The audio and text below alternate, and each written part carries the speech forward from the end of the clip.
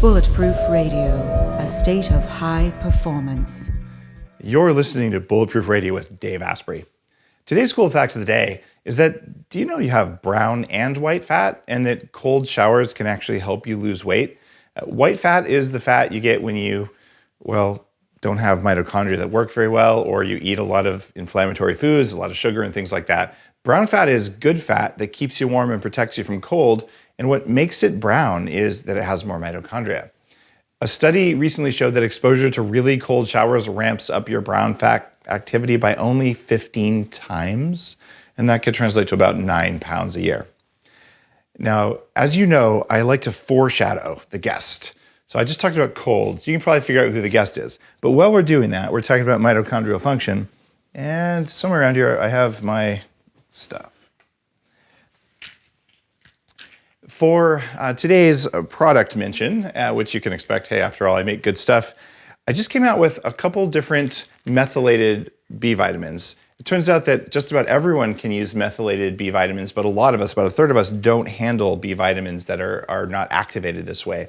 So methylfolate for your heart and neurons, and methyl B12, which is really important for all sorts of neurological function. These are things you can take, and things that I take every day, that improve the ability of your body to do what it's supposed to do. And if you're going to do the stuff we talk about in today's show, which has a lot to do with cold and with having more control of your breathing, then you're definitely going to want to make sure that you give your cells the building blocks to have healthy neurons. So methyl B12, methylfolate, these are things I take every single day, have for years, on the Bulletproof Top 10 supplement list. They're now available from bulletproof.com.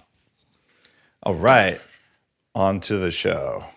Today's guest, if I didn't already give it away, is none other than Wim Hof, also known as the Iceman.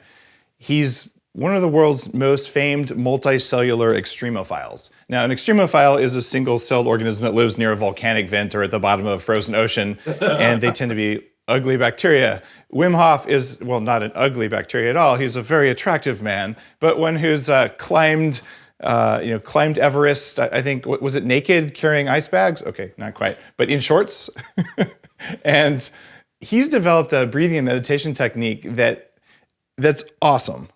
It's one of those things. He's pretty famous for it. If you've ever seen the ads of a guy diving into cold water and swimming with seals and things like that, Wim has control of his biology in a way that makes the rest of us blush.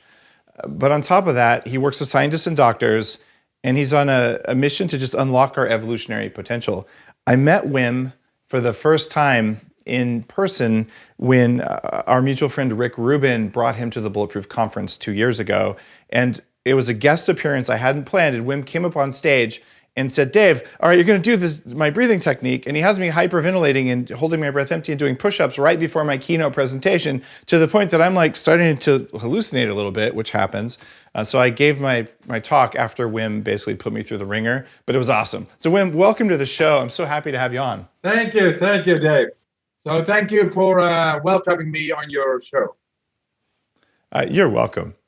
So Wim, for people listening, and we probably a couple 100,000 people hear the interview the first few weeks of this, some of them don't know who you are. And how did you get to be the Iceman? I mean, you do stuff that's weird even by my standards, and that's a compliment, by the way, but how did you get to be this way? Yes, there is more than meets the eye. Only I felt it, but I did not know what. So if that feeling is nagging you from the inside, you become a soul searcher. And it brought me into all kinds of disciplines, esotericism, religions, traditions, cultures, and many countries and travelings. And yes, but I couldn't really match up with that feeling until I met the ice cold water just in my backyard in wintertime. And that's in Amsterdam when I was 17, which is 40 years ago. And I went in, and then I knew the soul search was really on track there. I felt a connection, deep connection. And from there, because it made me feel so good inside, mind, body, I came back and did it again, and it became a regular practice. And soon I found out that the ice cold water makes you breathe different. To become effectively against the exposure of the ice cold, you have to breathe deeper into the tissue, bring oxygen, change the chemistry, become alkaline. And then suddenly the mind is able to influence into the body and resist the ice cold, which is an impact. And from there, it made me feel so good, and that all on my command. So I began to challenge my body even more, see where is the limit, but the limit really is far, far ahead. We lost that. We lost the ability to connect within, to change our chemistry in the depth of the tissue. And therefore, there is a slight acidity going on in our tissue, past the blood, in the tissue. And if that stays day in, day out, like for 10 years or 2 or 20 years, then of course we will get these autoimmune diseases, inflammation, deregulated DNA. That's logical because the garbage has never been cleansed. And this is what breathing does. Deep, right breathing, the way I learned it, has shown its effectivity in the ice cold. And there I did 26 world records, only showing, wow. if you have more control inside over your chemistry through the right way of breathing, then yes, you are suddenly able to survive in situations or to endure extreme impact, not only of cold, also of oxygen deprivation, like Mount Everest in short, or the heat, like not drinking a full marathon without a meter of training or a yard of training. I'm not a runner, but if I want it, I can run. I can do anything because I command in my body. That's my little, intro story. It resonates really deeply with me. My new book, Headstrong, is about the mitochondria in our body. And I've come to believe that these little tiny bacteria that became basically the batteries in our cells, that they're calling the shots a lot more than we like to think they are. And they're the ones who say, stop, you'll die, because they have this like bacterial level of consciousness that's like, if you push too hard, you'll die. And a lot of our inner conversation about controlling our own biology is actually getting them to make more energy, or getting them to vibrate the right way, or to do what they're supposed to do. And first question for you there is, do you believe that we're communicating with our body down at that level, or is this more of like a mental game that we're playing with ourselves? Yes, exactly. Very good question. Very deep. We are able to program by the neurology of the brain, as long as the body is alkaline, into the DNA, into the genomes, into the mitochondria, influence with in the mitochondrial processes by aerobic dissimilation, creating much more ATP. You know the ATP, the molecule, the energy, and all. Yeah, that's your work too. I do it through breathing, and food, of course, is also chemistry. Food must be food, and breath must be deep. If they go together, then suddenly the mind, the neural activity of the mind, is able to reach by neural activity directly into mitochondrial activity, into DNA expression. It's all there. And you know what? I just, 3 weeks ago, I was in Michigan in the Wayne State University to do neuroscience. And they had me hooked within a fMRI to see what's happening in the brain while I'm exposed to cold. So, oh, cool. Yes, it was cool. You gotta listen to this. Day 2, Day 2, they had me fMRI and exposed by a wetsuit with all kinds of tubes, wherein ice water was being poured and flowing back and forth. And they really had to go many times because I was warming up the water. Really? Yeah, man. The power within us is big, is great. But something very new, groundbreaking happened. The second day I was there, I was not allowed to do anything, not with my mind, and I was only able to do something with my mind, but I did do nothing. So they had me hooked with a temperature sensor on the skin to see if my skin temperature was going down when exposed to ice water. And yes, it went down drastically, like 2 times 7.5 minutes. And then it went up because then they stopped with the ice water. But then day 3, I went in and I told myself, today I'm going to show the difference of what a thought, what a neural active flow commanded by me is doing within my body related to the skin temperature when exposed to ice water. And it has been shown 4 times, 7.5 minutes, that the skin temperature was not going down because I programmed it to do so, and that only by a thought.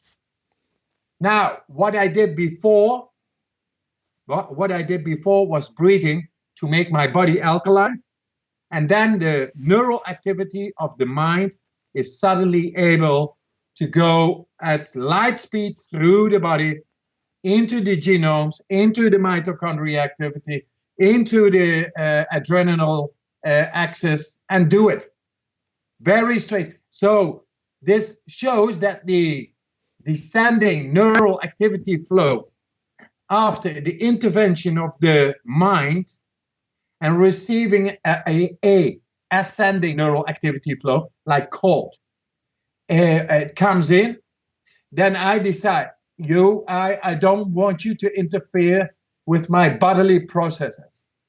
And then suddenly this intervention of my mind is able to command the descending neural activity flow to the body to ignite the right amount of epinephrine, adrenaline, to influence into the hypothalamus, the thermoregulation, and thus the skin temperature is not going to go down. This is a huge potential, and I'm waiting now for the results, but they already saw these outcomes, the professors over there, and this will show new light on what the mind is capable of. And that means placebo no longer, nocebo no longer, just positive thinking, your own, which is very powerful and able to go into any process of the body. And that's the way nature meant it to be. So what do you say related to, say, mitochondria? Are we able to go inward by neural activity? Absolutely yes. And a whole lot more will come from there. You talk about alkaline and breathing, which is relaxing to me because so many people talk about, if you eat meat, you won't be alkaline, or if you don't drink alkaline water or some other kind of BS. In about 1999, I got a feedback machine that taught you how to control how much CO2 or oxygen you were breathing out. It was a feedback loop for your breath gas.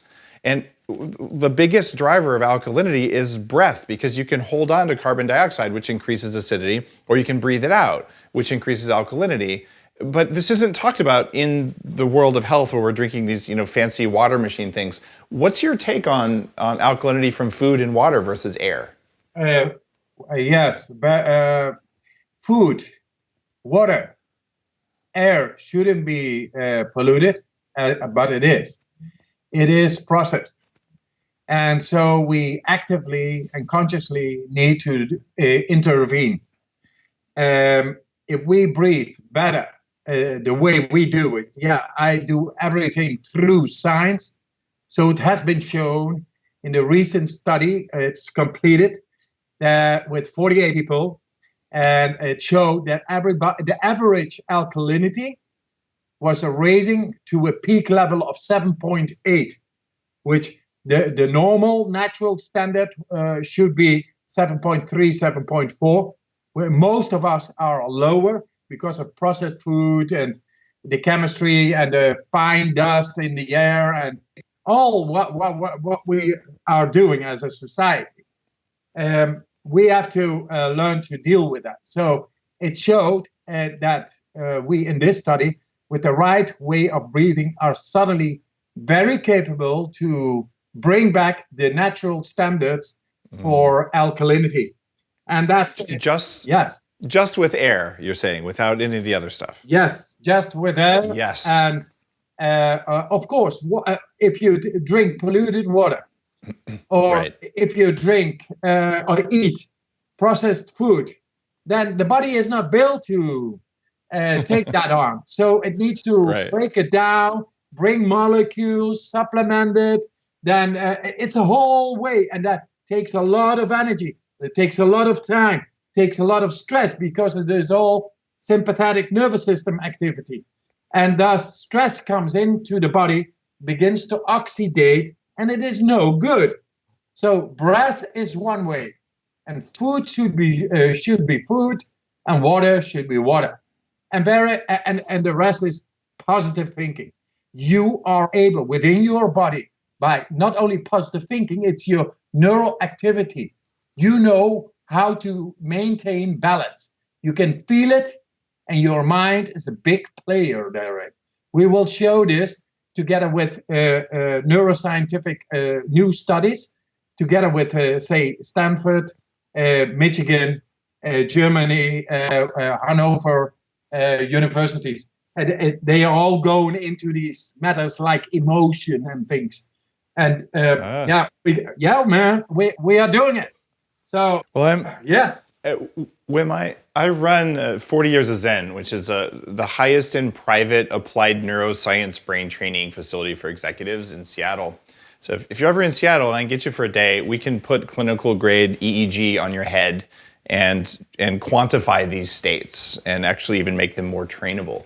So if I can ever lure you there for a day, I'll give you some feedback using custom hardware and software available nowhere else. So very soon there, that's in LA, isn't it? This is in Seattle. Oh, Seattle. I don't know. Yep. No, but I'm doing an American tour very soon. Thing is, they already measured with NASA equipment that these breathing techniques, if they are well exercised, they bring about theta, delta, and gamma. That we actually train those exact states, but there's some nuances because of the custom developed hardware we've got, where we can quantify them, but also then make them more teachable, so that we can take someone and say, well, this is the type of delta that you are targeting. So when you do something that's closer to what Wim has done, we'll give you a reward for it. So when someone wants to tighten their Wim Hof method, we could actually show them the brain state, give them a beep when they do it right, which can speed training. And I would love it. I would love it. I think we are able to coordinate that. Yes. We are able within 7-8 minutes to get in a deep state of like meditative state. Normally. Okay. We'll measure that. Now, here's another question. One of my buddies, Dr. Barry Morguelan, a UCLA surgeon, studied for 20 years with Chinese lineage that was the root of the Shaolin practice. And he actually trained it with cover yourself in wet sheets and melt a hole in a glacier by meditating, and wrote the mitochondrial meditation that's in Headstrong. And there's 12 living grandmasters of that tradition right now. And I'm wondering, did you look at ancient Chinese or Tibetan or Hindu or shamanic, these various states when you were learning this? Or is this entirely sort of just self-taught because you were paying attention? Yes, they in New York, they call me a Pritak Buddha. A Pritak Buddha, yeah, somebody who has become enlightened out of the tradition of Buddhism. And I say, boo! The Buddha is a you. You know, the Buddha is in everybody of us. So it doesn't matter. I never had the money to go to Tibet and or to China in those days when I began to do the cold practice. I just began to do it by myself, and I found out that the cold is my teacher, my guru. And then like 5 years ago, I met a Rinpoche who is an expert in Getumo. And I told him about my practices, etc. And I think it's very nice, you know, and there are like 12 masters. But what I bring to the world is the essence of Buddhism. And that is compassion. And compassion is love. Love is composed now and scientifically endorsed as being happiness, strength, and happiness, strength, and health. And those are related to the endocrine system and the immune system. And now that I have translated into data, and without speculation, everybody is very able, and it is very accessible and very effective in just a couple of days to get into the autonomic nervous system level, which makes it where normally those practices take like years. And and that's what we needed, because we have a different lifestyle, a different way of our mind works different in the West, yet it is very dominant. It takes over all the world, but has no peace within itself. So we have shown now how to effectively, in the rhythm of our Western mind, how to control the parasympathetic nervous system, the peace bringer within, and the sympathetic nervous system, which is more related to our daily actions, the neocortex. So the deeper limbic system and brainstem is within our control, parasympathetic nervous system, the peace and all. It is being controlled, entered, as well as the sympathetic nervous system. You know, when those two systems are able to be tapped into, then you have more sense of control, absolute more sense of control over your life, over your energy management, over health, happiness, and strength. So, yeah, I know those people. I've been doing Kung Fu, Karate, Zen, Chuan, Pencak Silat, Sufism, Dervishism, all those disciplines I went into wholehearted. But the cold, yes, as you say, nice, I say ice. Ice is nice. That's where I got it. And I have to say, respect and chapeau for what you have done. But we have to, and linking up together we are stronger, man. And I love it. The definition of enlightenment is something that I've been interested in for a long time. I have been to Tibet. I was fortunate to get 3 months to travel around and learn meditation from the masters, and to freeze my ass off at 18,000 feet on Mount Kailash, and to push my limits, we'll put it that way. And the definition of enlightenment that I ended up with is that it's when you have full awareness of and control over every single cell in your body. Because the cells themselves sense the world around you, and they're connected to the world, they're connected to the earth, they're connected to other people.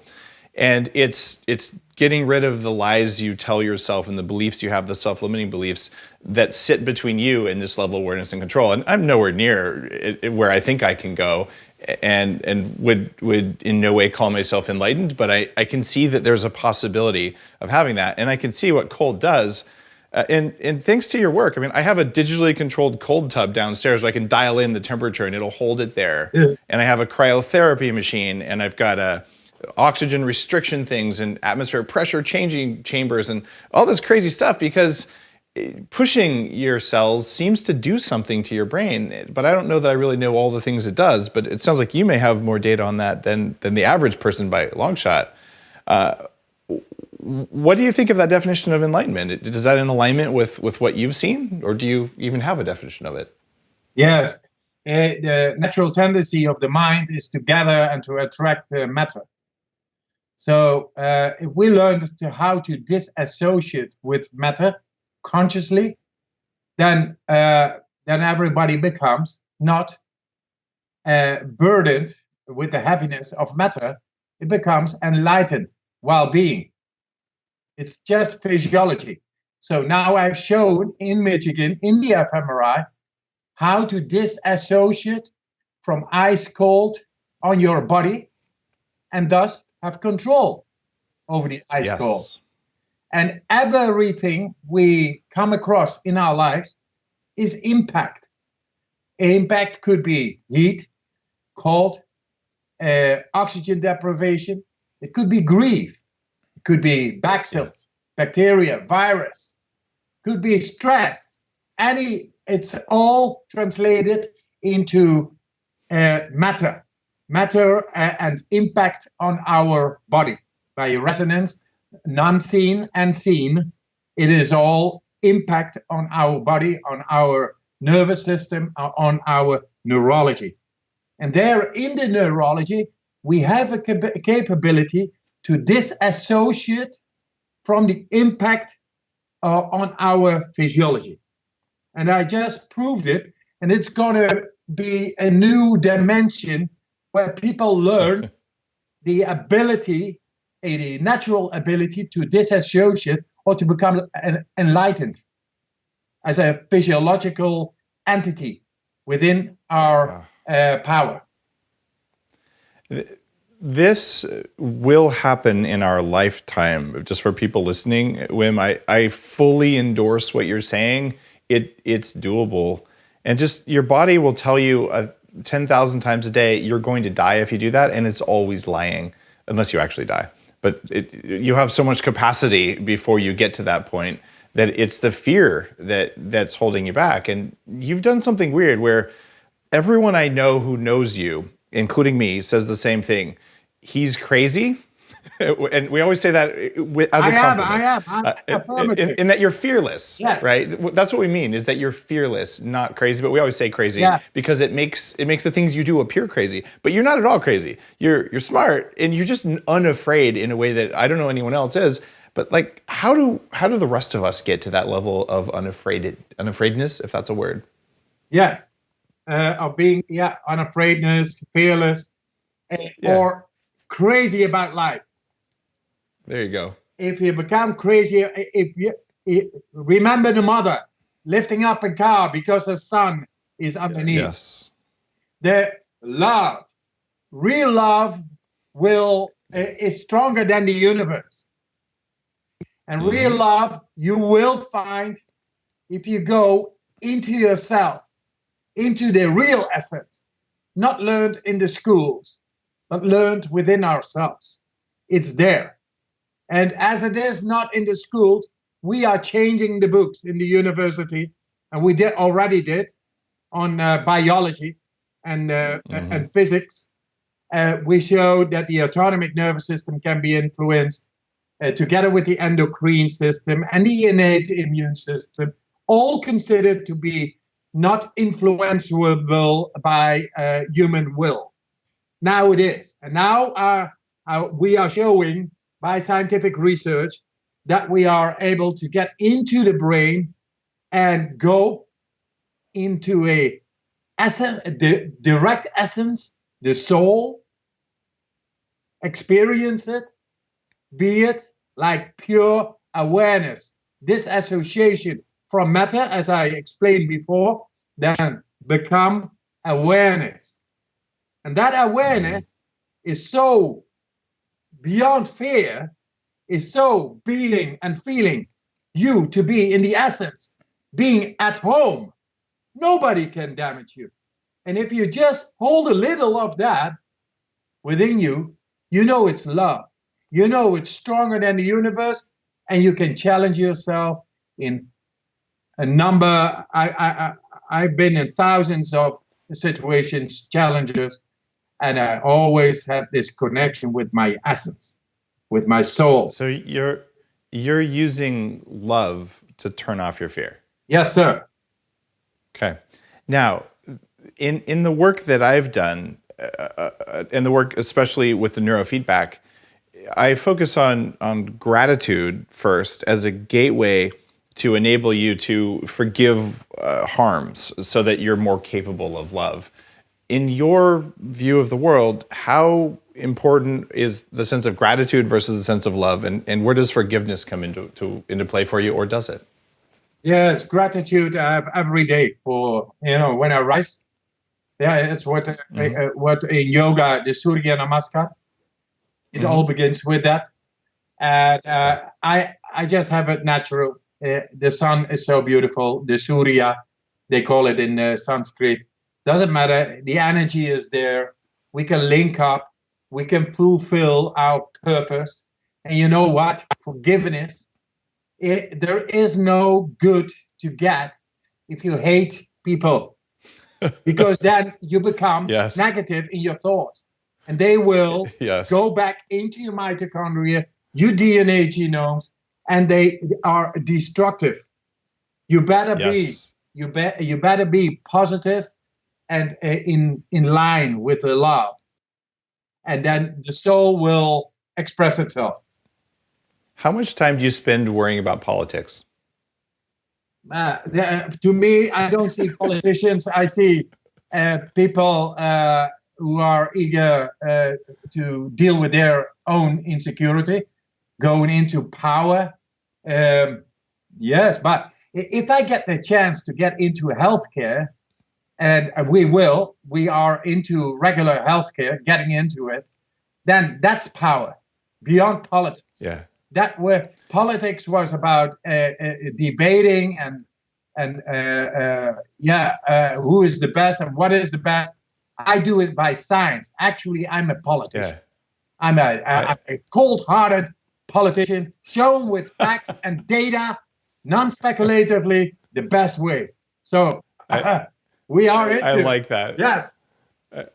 The reason I was asking about that was more like from a personal perspective, because you talk about how hating other people costs your mitochondria, it causes genetic changes. And we know this, it's called epigenetics. That science is done. We don't know all the mechanisms. In fact, I think mitochondria are the gateway to epigenetics. But we know flat out, you hate, it costs you biologically. But the reason I'm saying that is there's a lot of people listening on both sides of the political divide in whatever country they're in, who are spending a lot of time worrying and hating about politics, which is affecting them genetically. And I'm guessing that you spend almost none of your cycles even paying attention to that stuff, much less worrying or thinking or hating. Just looking for a little, like what do you personally do? Oh yeah, no, politics, bollocks, almost the same. There you go. They're bad for your mitochondria, right? Yes. We need to unify the world. Not be different political parties.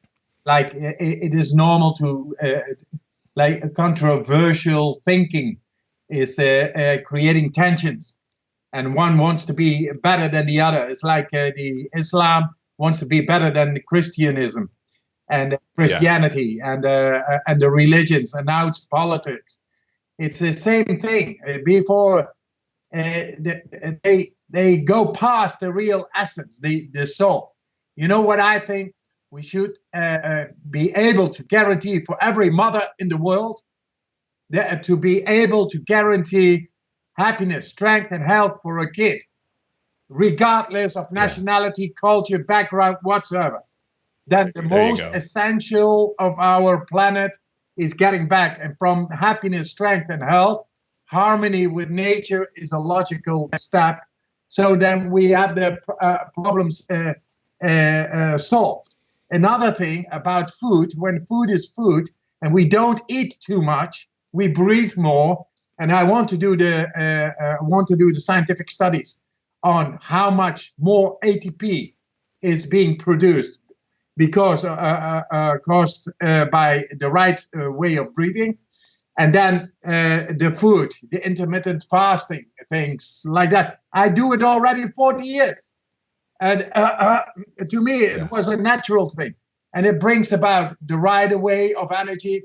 It makes the body go into the digestive processes, then get into a fast. Then the mitochondrial activity is being optimized. The serotonin in the body, which is the cycle in the brain, they get the ketones, and it's all there. We have to go back to simplicity. And that's what we do right here, right now. So thank you. I want to ask you a question I've never asked on Bulletproof Radio in 360 or so episodes. Do you believe in reincarnation? Yes. You do. It doesn't end. Absolutely. It didn't begin with our birth, and it doesn't end with our death.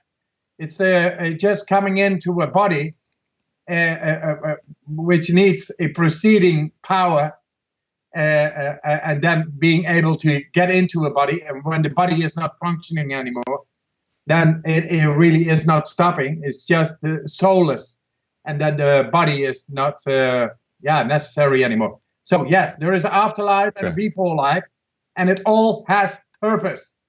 So it is also Buddha or Rumi who is saying, but I can tell you the same thing: all good deeds will stay, and all bad deeds will be no good on your record.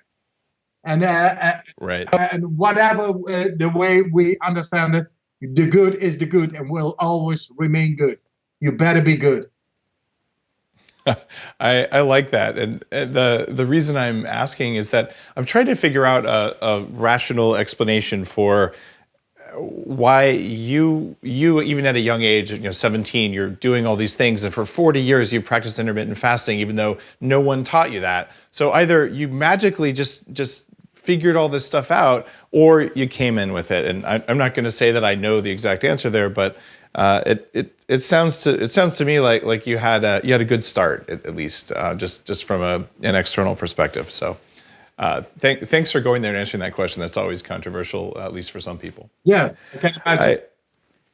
I want to make sure that listeners who aren't familiar with your work get at least a quick understanding of the 3 pillars. By the way, everyone listening, you need to read Wim Hof's book, Becoming the Iceman. That'll tell you all the stuff you need to know about this. But can you walk us through the 3 pillars of your method?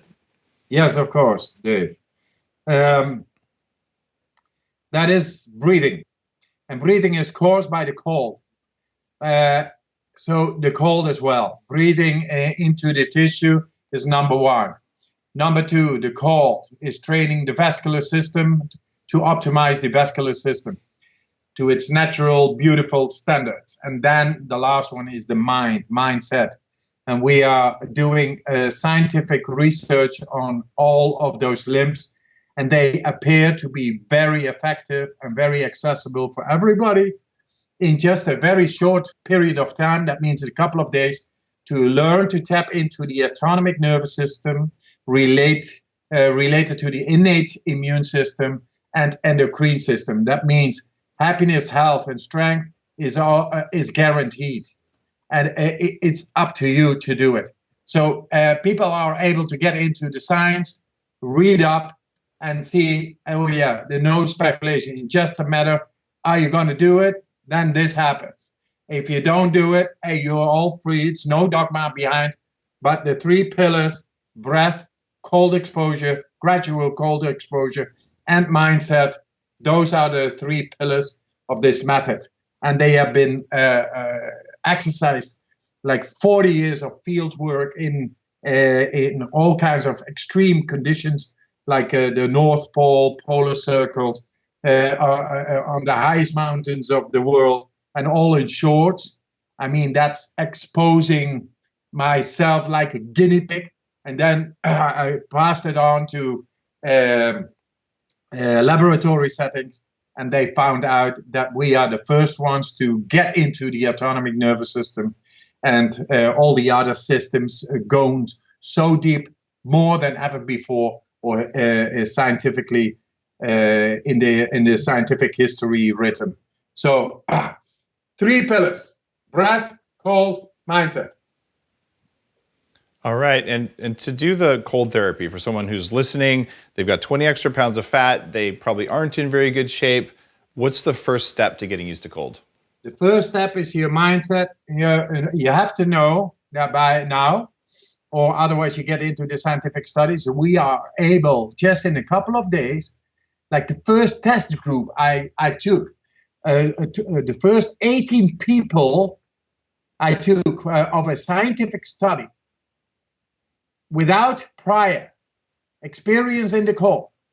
4 days later, they were able to endure for 5 hours in their shorts outside in wintertime in a Polish mountain from -10 centigrade, which is really, really cold, below Fahrenheit 31. It's like maybe 20 or something, and going to -28 in a period of 5 hours.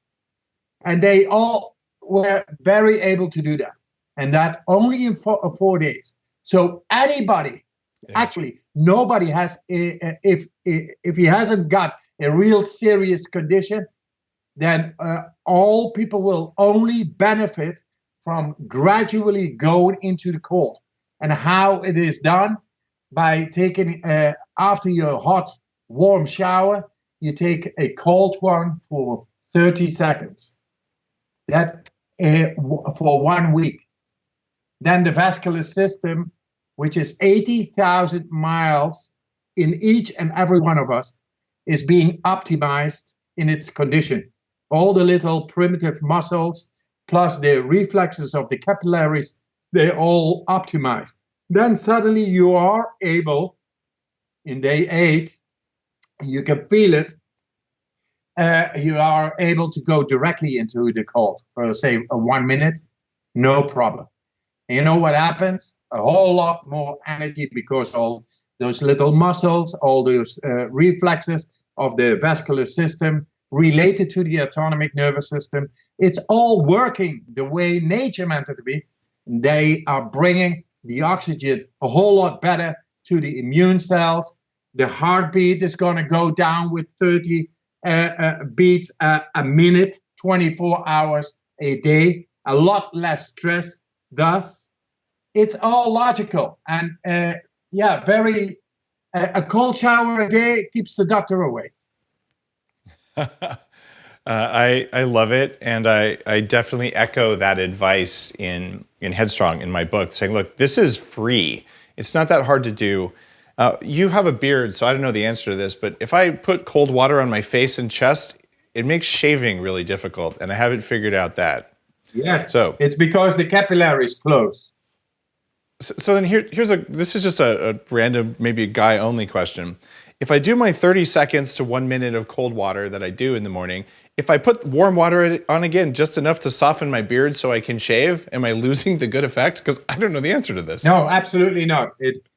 All right. The capillaries are, the skin is the biggest organ. And Paul Newman, every time before he got into a performance, he had his head, his face, for 30 seconds into ice water. Yeah. Made him feel for good. the dive reflex. Yes. I actually, for a long time when I was first writing the Bulletproof Diet, every night I had a pan in the freezer that was half full of water, and I would just add tap water on top till it was frozen, and I'd use a snorkel and add 2 minutes of freezing face. And it totally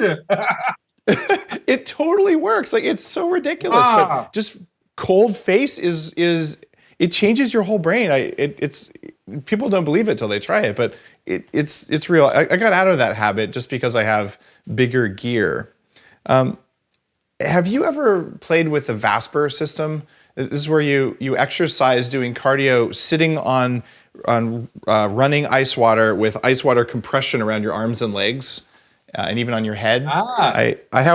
I have one of those downstairs. I've been doing it, and it's interesting. But is this the type of thing you've ever played with? Yes, no, I never played with any device, but I always had my washed my face with ice water. I loved it. And I know the refreshing experience of that. And good. What you're saying about this 5 hours in cold reminds me, when I was in Tibet on Mount Kailash, I had a porter, and I was traveling with this attractive young woman, and this young Tibetan guy who was maybe 100 pounds. He was walking around. It's 10 degrees below zero. He's walking around in thin blue jeans and like fake Nike tennis shoes, and a little leather jacket. And I'm wearing a parka, and I'm trained in high altitude mountaineering and hypothermia and all that. And this guy is showing off for the girl. So he jumps on a frozen river and falls in up to his crotch. Okay. Now I'm thinking, there's a 30-mile-an-hour wind. It's 10 degrees below zero. And I look at the guy. I'm like, God, this guy's going to die. He's going to get hypothermia. So I had an extra parka, and I take it out of my bag, and I hand him the parka. And he just looks at me, thinks I want him to carry it, takes my jacket and puts it in his backpack and keeps walking. Wow. And I was like, I am so shamed by this guy. Like he's 10 times tougher than I am. He can carry twice what I can carry. He weighs half what I weigh. And he's impervious to the elements. And he's just this little Tibetan guy, maybe 22, 24 years old. I was humbled by seeing that. But that's an example of what we're capable of just when that's what you do. Yes. So just a proof point to what you said. Yes, it is. I got also the first time I went to India with the Soul Search. I thought India is going to be great and very excited. But the man who impressed me most was a little guy sitting in New Delhi, somewhere in the traffic, all day long, cross-legged, and he made me a little, I don't know, looking like a cigarette, but it's not cigarette. It's just some herbs, and he gives it to smell. And it took him a quarter of an hour, and he asked me a fragment of a rupee. Such a dedication, such a peace, such a serenity. We, with our Western minds, we never expose our bodies to, the ice cold or the heat, or sit down all day long and have such a patience, such a resilience, while we all have it. And that's a piece of physiology. We better get acquainted a little bit with that again, and become aware that we are able to tap into those systems, because we suffer too much of autoimmune diseases, cancer, depression, and all that. And that's because of our way of thinking. See what this beautiful example you just gave of the parka, and he puts it in. He's got a different mindset altogether. Yeah. Like this little man in the middle of the traffic.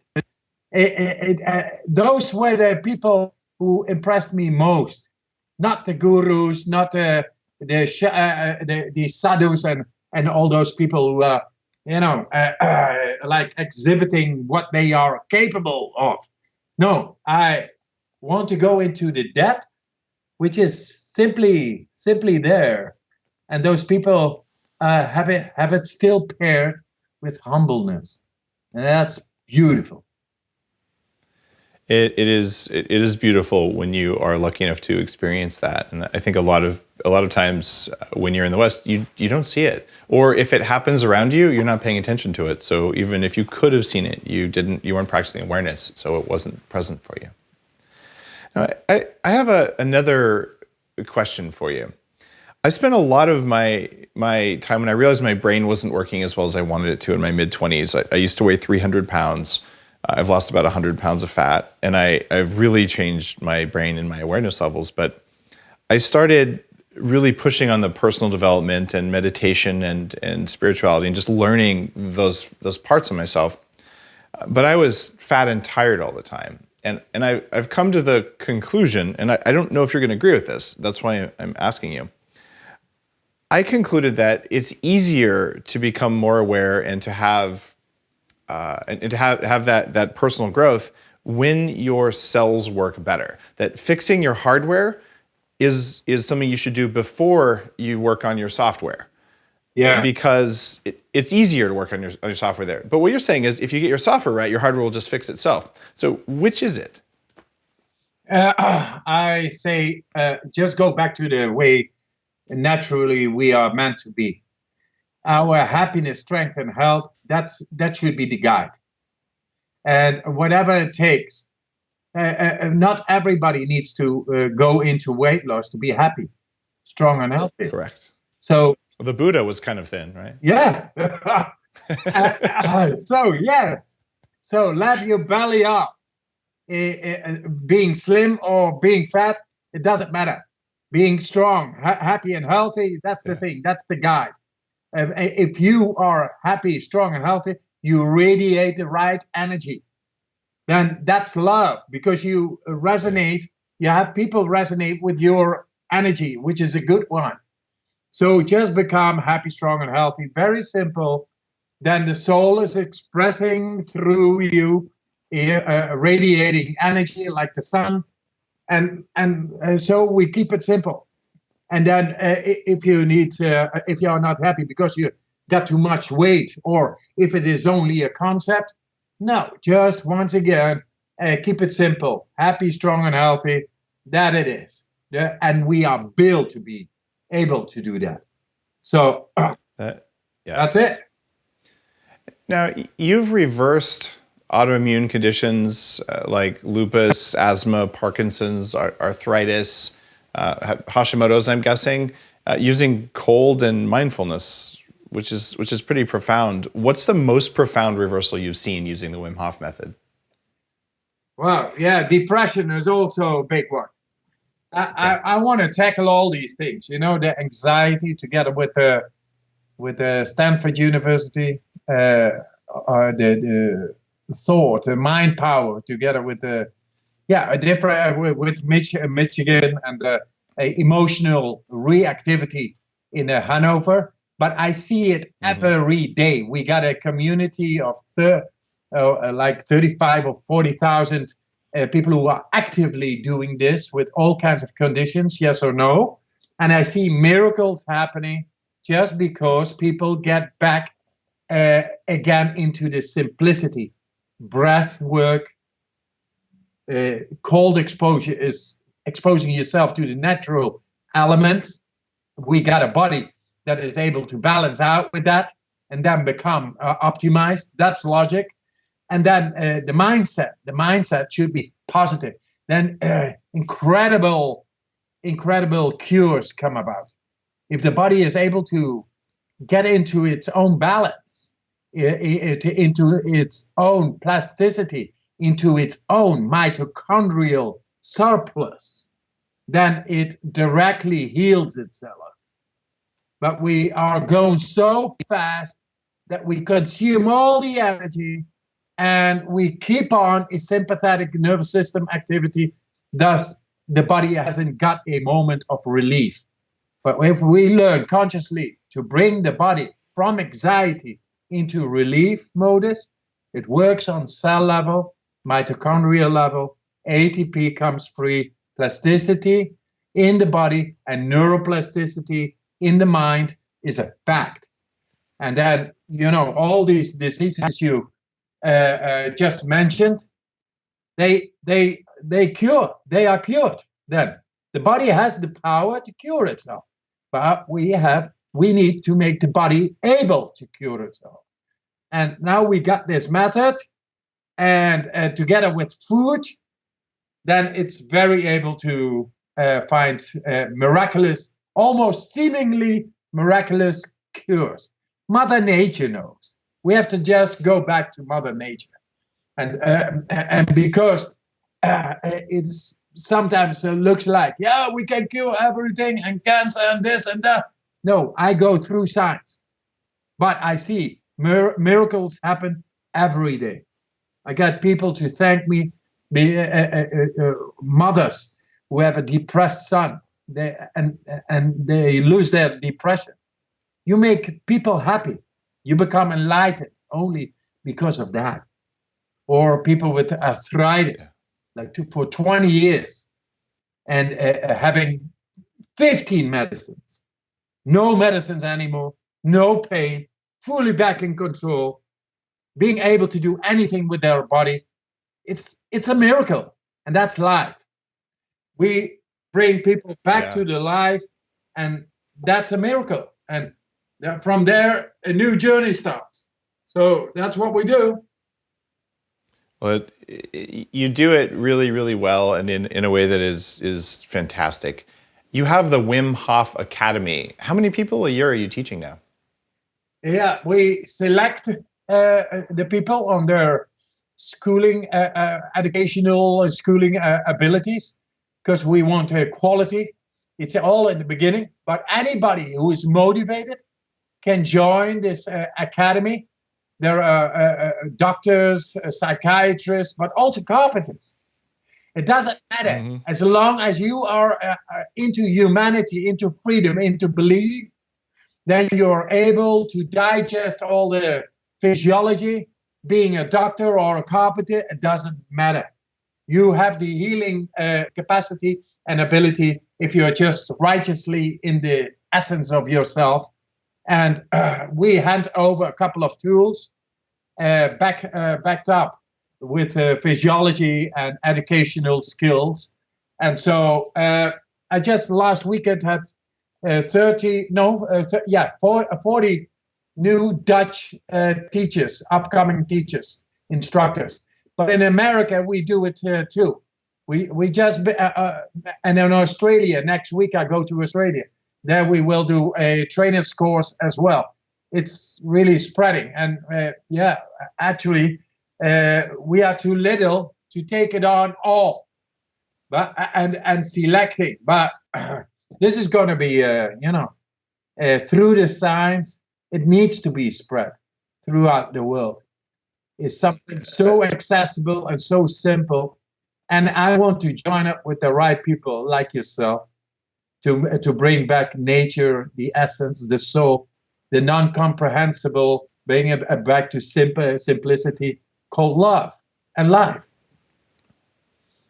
Well, Wim, you're connected with some of the most influential and good people that I know already, and certainly I'll help you. And I definitely give you credit in Headstrong and talk about your method just at a high level and recommend it.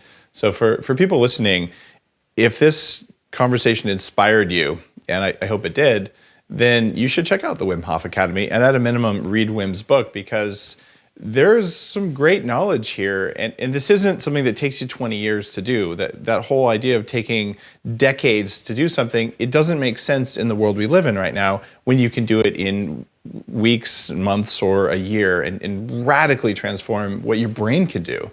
And that's certainly my path, that's Wim's path, and there are many others working on solving this problem. So it's an honor to have you on the show, Wim. And I have a question for you that I've asked every guest, and I have no idea what you're going to say. If someone came to you tomorrow and they said, Wim, I want to perform better at everything I do in my life, what are the 3 most important things I need to learn? What would you tell them? How do you summarize all of this in just 3 points? Cold shower, deeper breathing, belief. Okay, that was predictable. Yes. Sorry, it is as simple as it is. Great answer. And I appreciate you being on Bulletproof Radio. Is there anything else you'd like to share, URLs you'd like to send people to, or any other thing like that? I just love everybody. That's 1. 2, a lot of greetings to Rick and his wife. In fact, he was teaching me your breathing methods, because I've done Stan Grof. I've done a bunch of different breathing methods. So I actually was doing your perfectly done method with Rick in Hawaii not that long ago, and we were talking about you. So it's kind of funny to bring it full circle, but wow, full circle. It is indeed. Well, Wim, thanks for your time, and thanks for your energy, and for your love and passion, and for sharing all the good stuff you do. I am definitely a fan and admirer, and I will help you spread the good word. Dave, thank you very much. You made me smile. All right. Enjoy your day. Thanks, man.